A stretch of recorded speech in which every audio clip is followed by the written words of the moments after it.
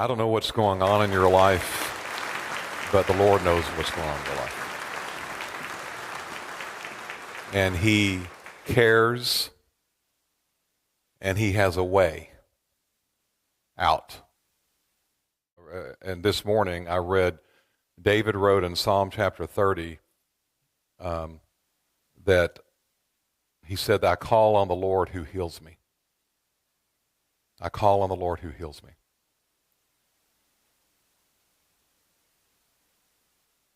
The Lord wants to help us,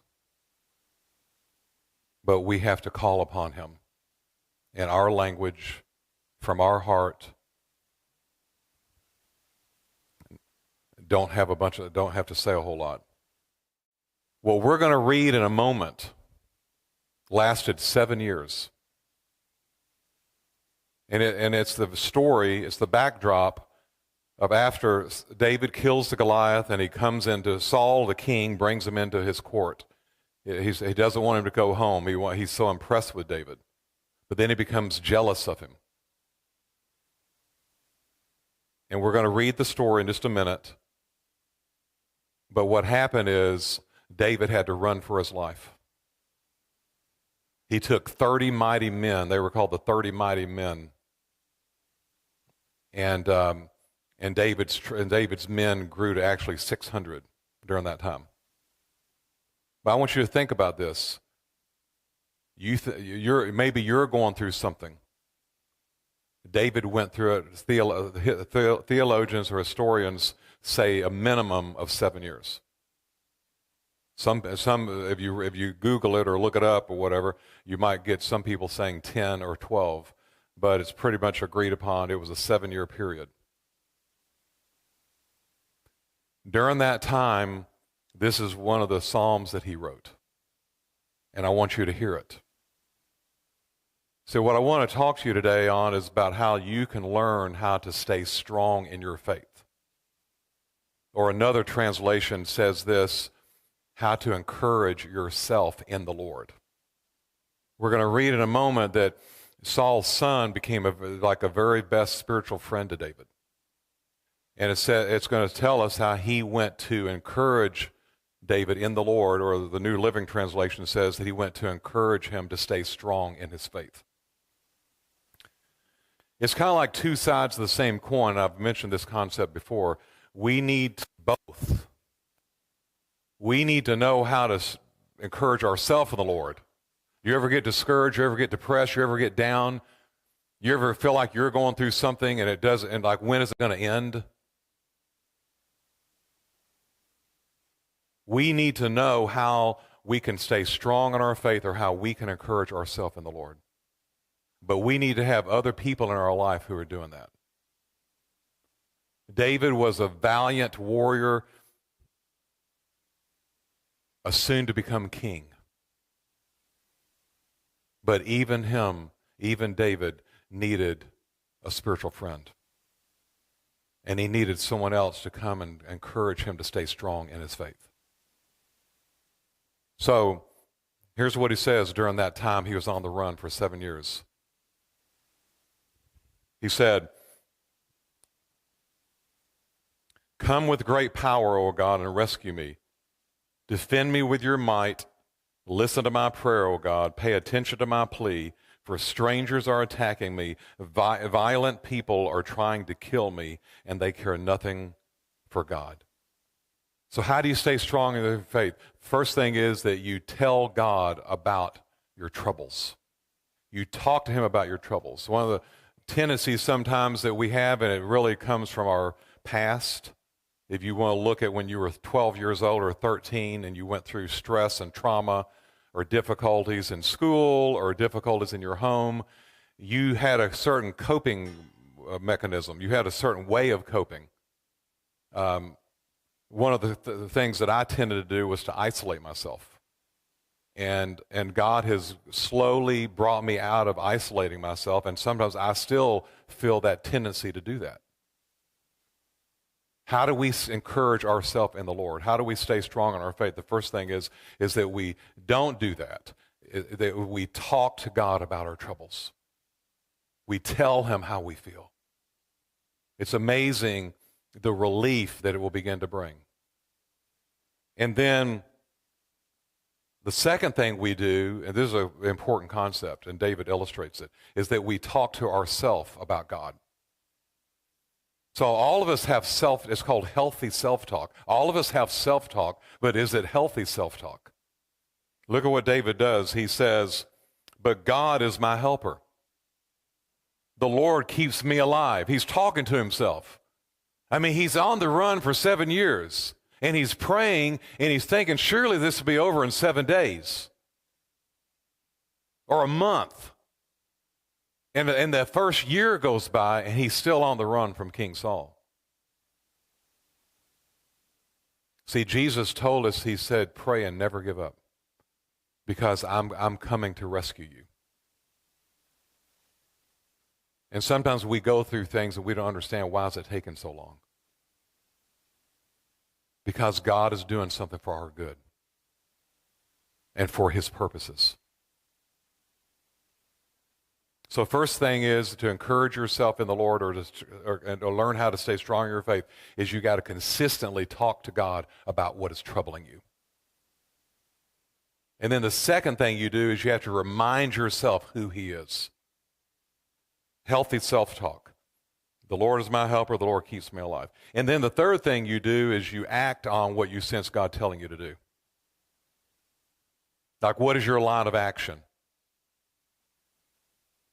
Because I was just, like I had something hit me, and I was responding to it in a certain way, and I'm thinking to myself, no, I'm going to encourage myself in the Lord. I'm going to talk to God about what's troubling me. And I'm going to talk to myself about who God is. And then I'm going to reassess the battle, and I'm going to, how do I want to get back in the game? How do I need to check myself and respond differently? Listen to what David says. He says, but I will sacrifice a voluntary offering to you. No one's making me do it. I'm doing it because I love the Lord and he loves me. I will sacrifice a voluntary offering to you, and I will praise your name, O Lord.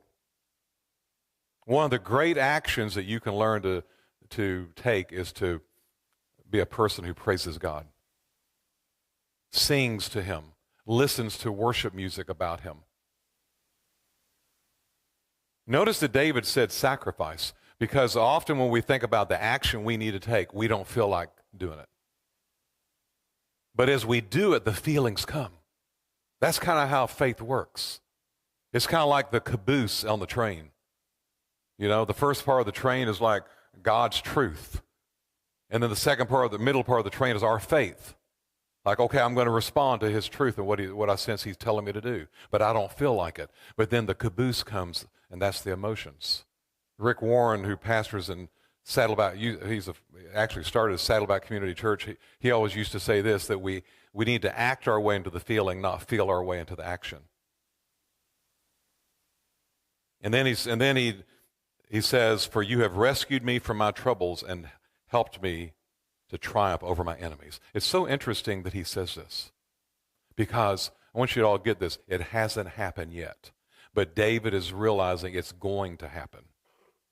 It is so powerful to our psyche, to our brain, our chemistry in our brain, the endorphins that are released. If we can trust God for the outcome before it happens. God, I know you're going to rescue me. He says, you have rescued me from my troubles and helped me to triumph over my enemies. How do I encourage myself in the Lord? I talk to God about what's troubling me. I talk to myself and remind myself who he is. I think about how do I need to re-engage into the spiritual game, and what kind of action is God calling me to take right now? I'm going to go in and apologize. I'm going to go into the meeting. Or I'm going to go into the meeting in a different tone. I'm going to pray for my enemy. And then I'm going to say, Lord, I thank you. You're going to work this out. I thank you. You're going to work it out. So let's read 1 Samuel chapter 18. After David had finished talking with Saul. So he's defeated Goliath. Saul, the king, has brought him into his inner court, so to speak. He met Jonathan. After David finished talking with Saul, he met Jonathan, the king's son. There was an immediate bond between them, for Jonathan loved David from that day on. For Jonathan loved David, and from that day on, Saul kept David with him and wouldn't let him return home.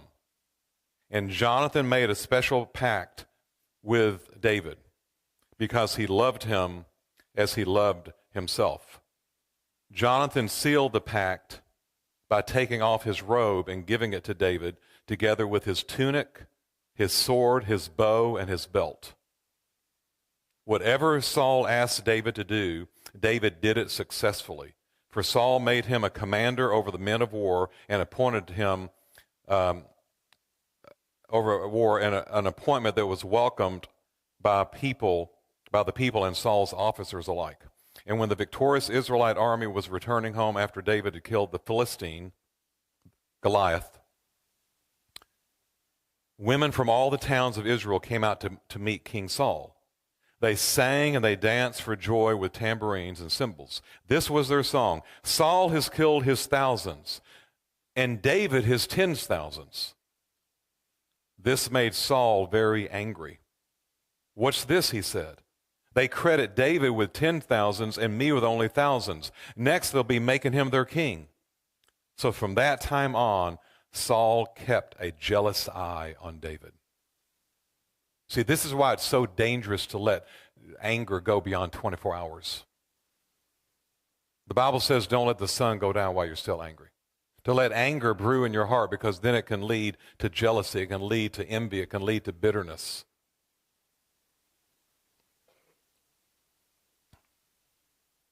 The very next day, a tormenting spirit from God overwhelmed Saul, and he began to rave in his house like a madman.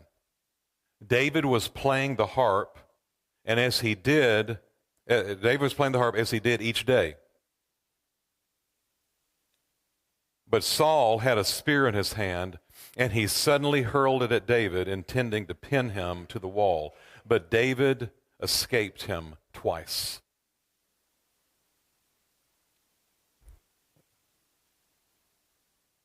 I believe the tormenting spirit was intended, this is my opinion, was intended out of the mercy of God to still try to get through to Saul.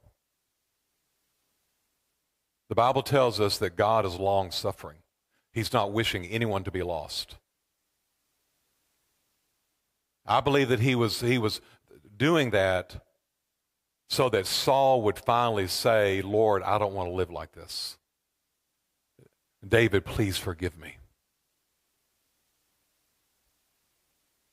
But he continued in his jealousy. He continued in his anger.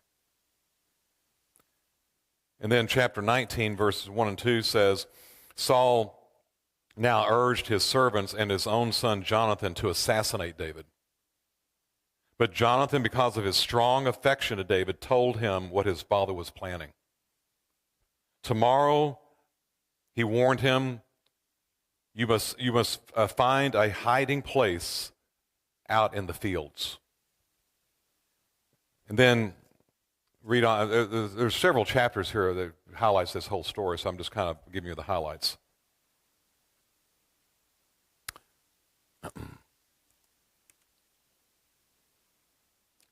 Then over in chapter 20, verse 16, so Jonathan made a solemn pact with David, saying, may the Lord destroy all your enemies.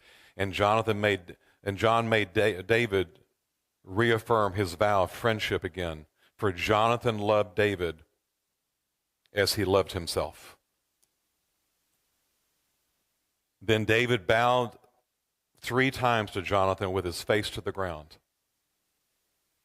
Both of them were in tears as they embraced each other. And they said goodbye, especially David.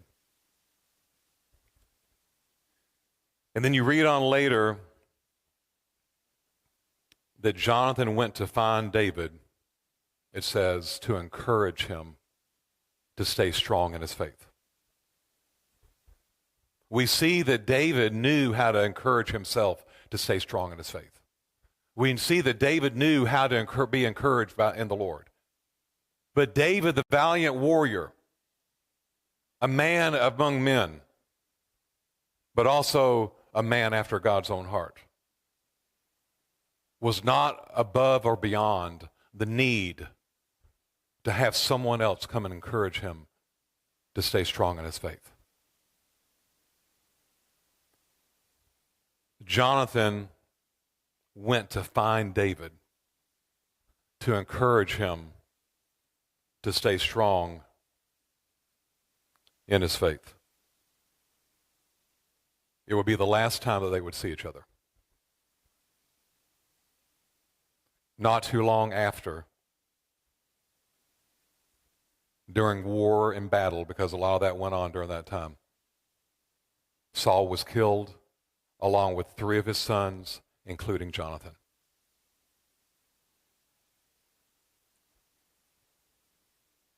When David heard about it, he said, "Oh, how I loved you, my brother Jonathan. Oh, how I loved you. For your love was deeper than anything I've ever known."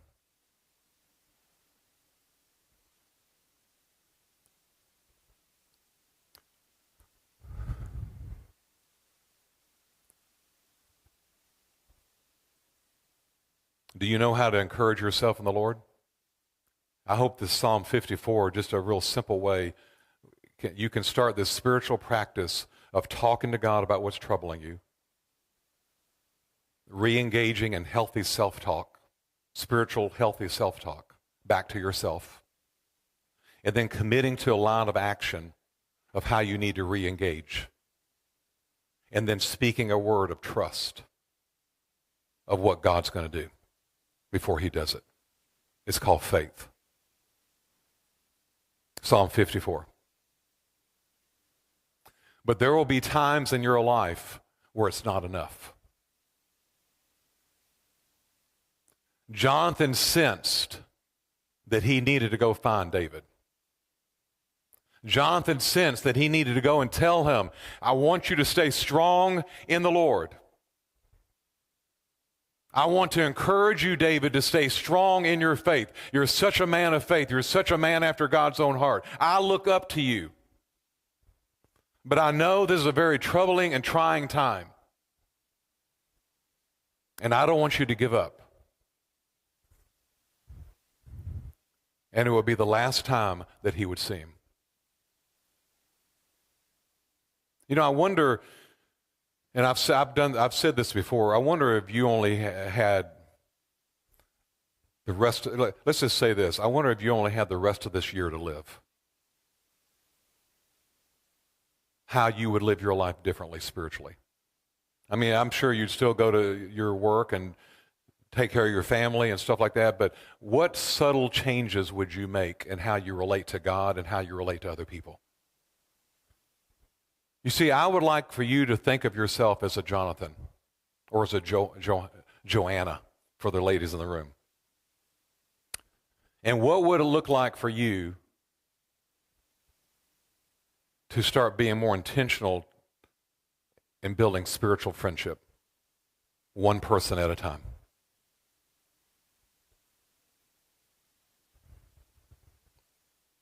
Can you think of someone? Let's do something for a minute. Let's close our eyes and let's ask God. Lord, I ask you to speak to every person in this room. And I ask that if there's someone they're meant to build a spiritual friendship with, that they would think about that person right now. If you're calling them to go to them like Jonathan went to David, I ask that you would bring that person, that person's name, and that person's face to their mind and in their heart. Because the truth is, not only does that person need it, but they need it. We need it. It did something for Jonathan as much as it did for David. Oh, how I loved you, my dear brother Jonathan. Oh, how I loved you. And your love for me was deeper than anything I've ever known.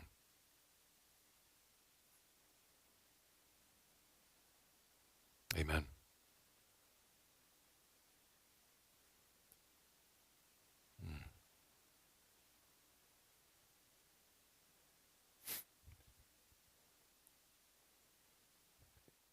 You see, Jonathan thought that one day that he would be David's right-hand man. Because as the king's son, David would take over being king, and Jonathan would be right beside him. He never knew that his life was going to end. And we don't know how much time we have. Whether it's a call to action to be a spiritual friend to someone or a call to action to take a different path in your life, to start being more intentional to encourage yourself in the Lord, to teach your kids to do that. Whatever it might be, I'm just saying time is short, and there are no guarantees. We do have the guarantee that the Lord loves us, and we do have the guarantee that He will rescue us if we don't give up.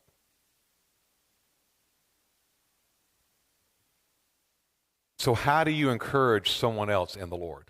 And how do you encourage them to stay strong in your faith? I'll give you a couple of quick things. Number one, pray for them, because everything starts and ends with prayer. And again, it's not lofty. Like, well, I mean, people, I've often talked to people, and I don't know how to pray. Again, you talk to God like you would your friend, the people in your life.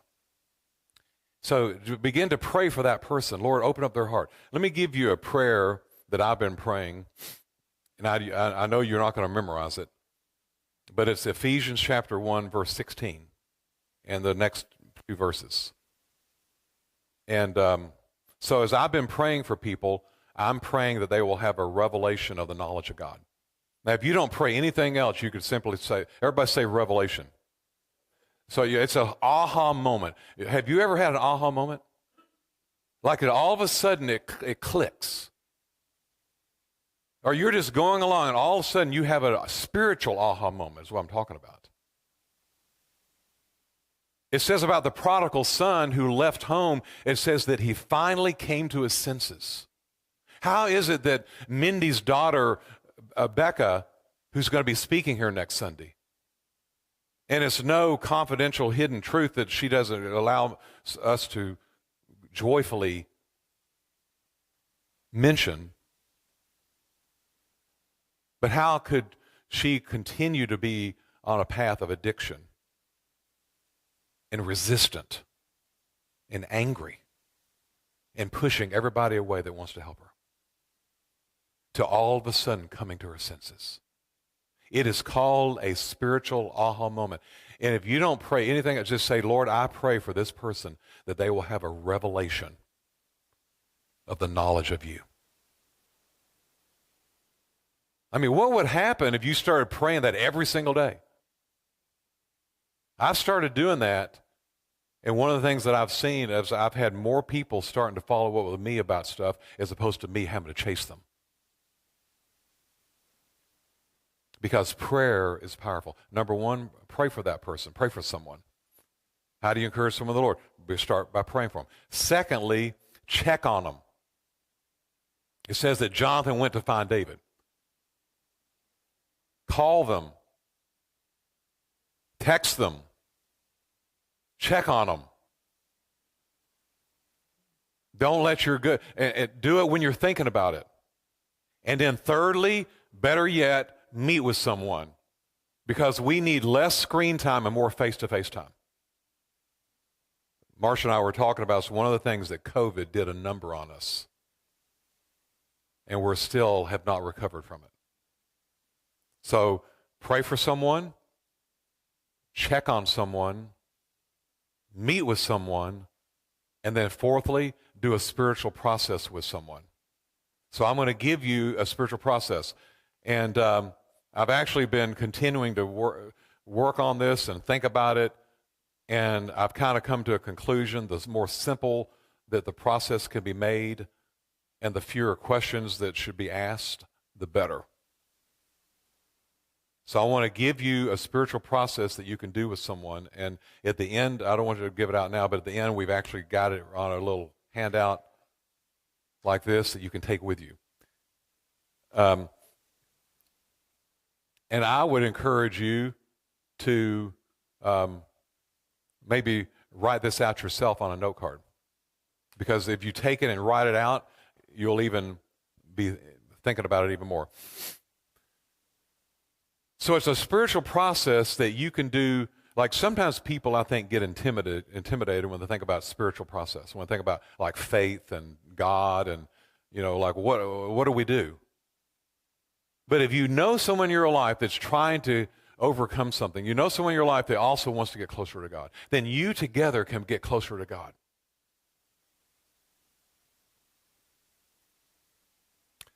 And it starts when we come together, you start with what are we thankful for? You get in touch with gratitude. And this is so important because as you learn to practice this, it will help you to overcome negativity in your life. It will make you a great person. I want you to listen to this, seriously. It will make you a great person in the Lord. As the book of Daniel says, there's a verse that says, those who know God would do great things for God. To be able to thank God when you're up, but to also be able to thank God when you're down. You're becoming a man and a woman of character. So the first thing you do in the spiritual process is you say, what are we thankful for? And often I ask people to say, like, how's God moved in your life? Or how has he moved in someone else's life?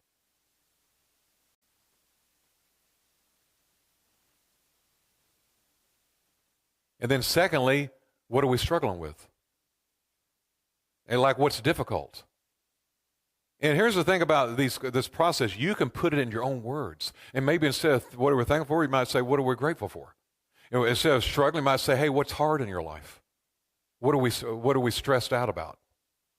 However you want to say it, doesn't matter. And then you read the Bible together. And I've actually given you an app called the Waha Discover Bible Study app. And it's got all these different stories you could read. It's got the 10 stories of hope. It's got an introduction to discovering Jesus. It's got, or if you want to start with creation and go through some of the Old Testament passages and get to Jesus, you do that. It's got stories of love from the life of Jesus. It's kind of like you get to pick where we want to read, and it's all right there on the app. So you read the Bible together, and then you ask this simple question: what captures your attention the most? What captures your attention? So I've been asking people, like, what does this tell us about God? What does this tell us about people? See, the less formalized we can make it feel, the better.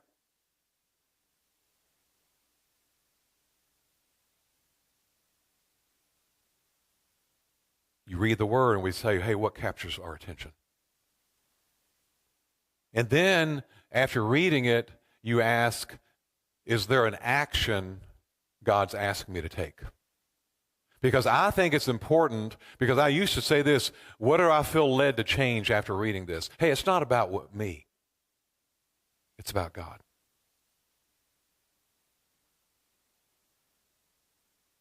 Sometimes people with friends, they get weirded out and they think, well, I don't want to throw Jesus on people. The whole process doesn't even mention Jesus. But the Word will mention Jesus.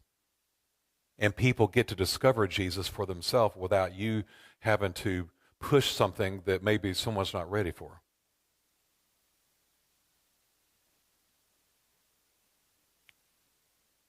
You believe that Jesus is the way, the truth, and the life, but you're allowing someone else to discover that for themselves through the simple reading of His Word. But I think that we have to be very careful that we take God out of stuff.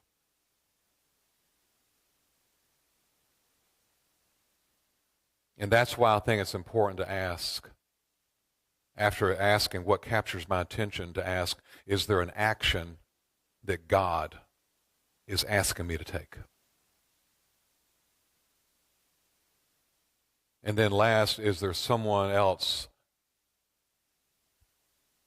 I can invite to do this process? Because it is important to have something where I continually look out beyond myself. You want to be a healthy person, you've got to live by both sides of the coin. You've got to encourage yourself in the Lord, but be a person where you encourage someone else in the Lord. And I know that we all fight time and so forth, but if you will pray and ask God, if He's calling you to do it, He will give you the time and the energy and the joy to do it.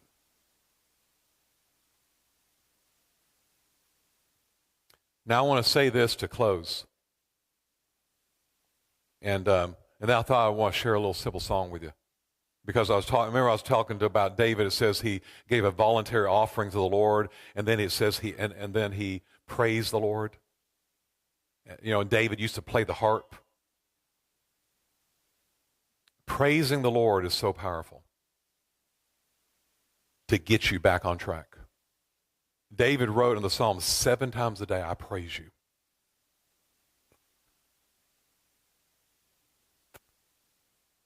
But somebody shot me a message I did back in January.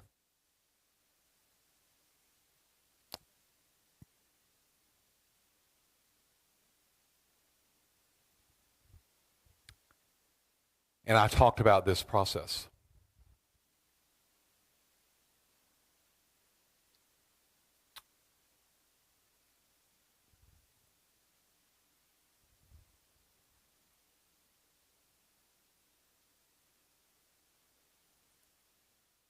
I want you to ask yourself what God is calling you to do.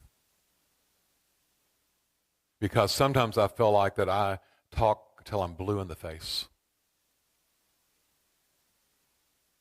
And I don't see people still doing it.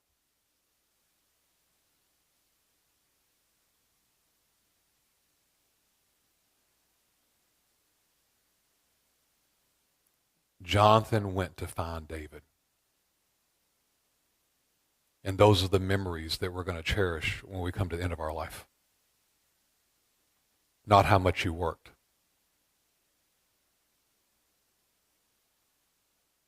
But what I've realized, and this is why I'm praying more, it doesn't matter how I say it. God's got to be the one that moves people's hearts. But I have given you the most simple process after doing this for a whole year. And I know people are open to it. But the question is, will you be?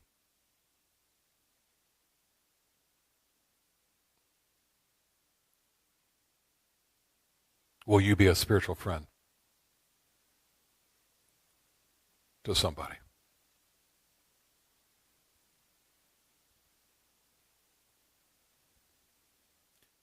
Lord, I thank you for these dear people.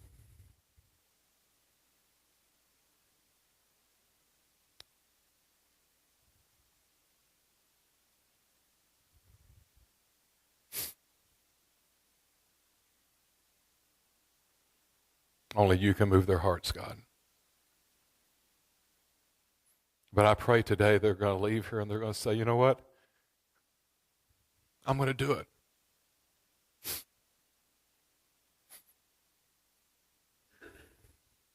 I'm going to be a spiritual friend to somebody.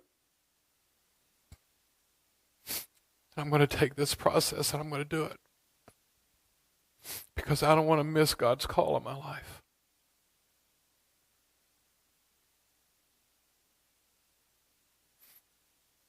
And I thank you for how the world is going to be touched.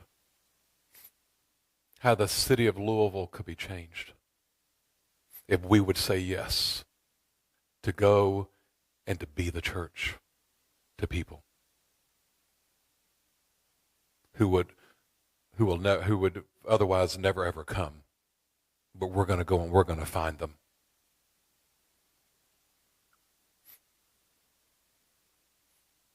Because, Lord, I cannot make it happen, and neither can we, but you can. So may our response be to today, here am I, send me. Here am I, send me. In Jesus' name. Let our praise be your welcome. Let our songs be a sign that we are here for